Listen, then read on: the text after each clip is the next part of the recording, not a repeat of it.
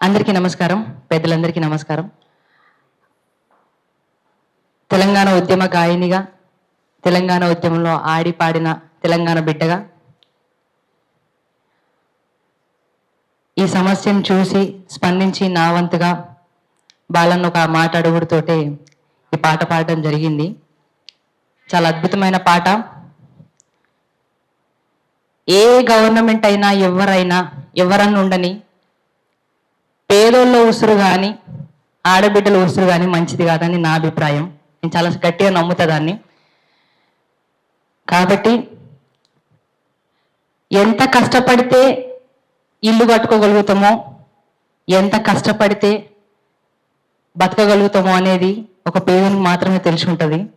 ఉన్నోళ్ళకి ఆ వాల్యూ తెలియదేమో అని నేను అనుకుంటా. అందుకోసమే కాలా కష్టం చేసి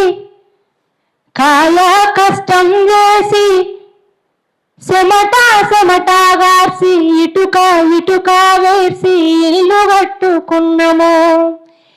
ఎదిగిన మా బిడ్డలనే పసిగుడ్డులుగా చూసి ఇల్లే మా పొదుగంటూ దాసి పెట్టుకున్నాము.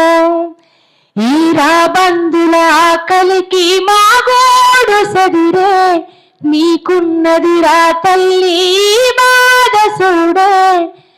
చివరిసారి ఇల్లును చూసుకుంటామే, ఇంత ఇషమన్నా ఎర్రి చచ్చిపోతామే. ప్రతి ఒక్క బిడ్డ ఆడ పలికిన మాటలు ఇవి.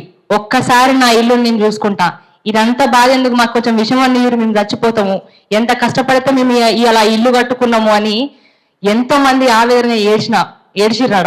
మన కళ్ళతో చూసినాం కూడా. అందుకే అంటున్నాం, చివరిసారి ఇల్లును చూసుకుంటామే, ఇంత ఇషమన్నా ఎర్రి చచ్చిపోతామే.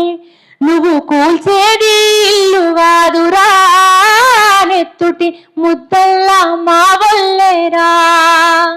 ఇది పేదోని కలగదరా, అసలు నీకెట్ట న్యాయమయ్యేరా. ఇది పేదోని కలగదరా, అసలు నీకెట్ట న్యాయమయ్యేరా.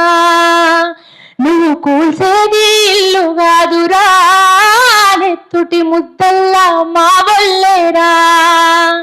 ఇది పేదోని కలగదరా, అసలు నీకెట్లా న్యాయమయ్యేరా. Thank you.